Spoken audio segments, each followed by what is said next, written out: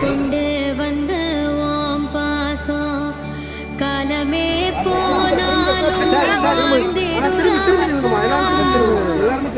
கண்ணிலே நீராட கொஞ்சனோ பூத்ததே ஆயிரம்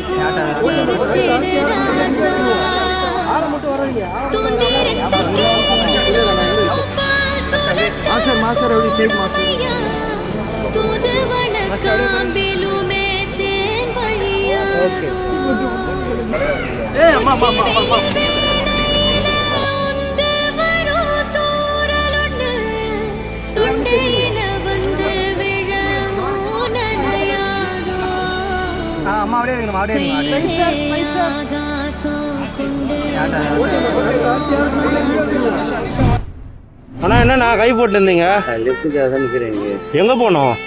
சரி வாங்க விட்டுறேன் நானு. ஐயா இந்த வியாபாரம் பண்ணி ஸ்கெட்சி வாட்டருக்கு பேனா வாங்கி ஒரு பையனை ஒரு அம்மா சேர்த்து விட்டாங்கன்னு வச்சிருந்தேன். அந்த பையனையும் காசு எடுத்துன்னு போனோம் ஏமாத்தா பொழுப்புல வந்து கொஞ்சதுனாலே ஊருக்கு அனுப்பிட்டு ஏதாவது பண்ணணும். ஊருக்கு போன எவ்வளவு?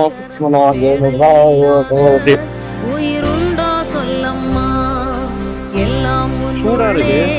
அதை தேடு கண்ணம்மா. ரெண்டு பாத்தி என் குழந்தை போய் சேர்ந்து இல்லாத ஏன் என்னாச்சு? இறந்துச்சு. கால் சைஸா? ஓகேவா?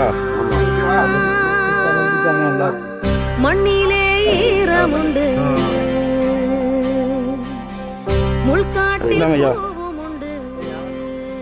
பஸ் எடுக்க போறேன் நினைக்கிறேன். பார்த்து போயிடுவீங்களா ஊருக்கு? சொல்லுங்க. சரி நான் பார்த்து மேலே ஏறுங்க. சரி நான் பார்த்து போங்க. சரிங்களா? போயிட்டு கால் பண்ணுங்க. வரேண்ணா. இந்த பூமியில நல்லவங்களும் இருக்காங்க, கெட்டவங்களும் இருக்காங்க என்பதற்கு உதாரணத்தை தான் வாக்கி பேட்ரோல் என்கிற இன்ஸ்டா பக்கத்தில் வெளியிடப்பட்டிருக்கும் இந்த காணொளி உணர்த்துகிறது.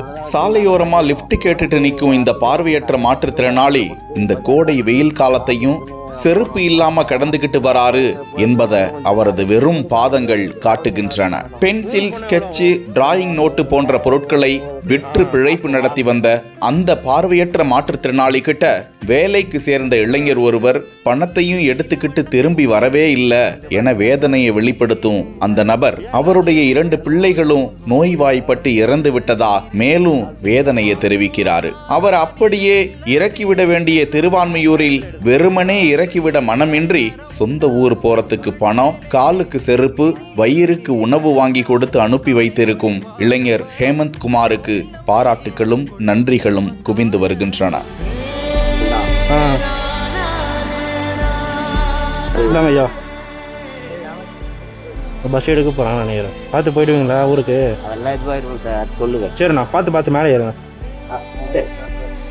சரி நான் பார்த்து போங்க. சரிங்களா? போயிட்டு கால் பண்ணுங்க. வரேண்ணா.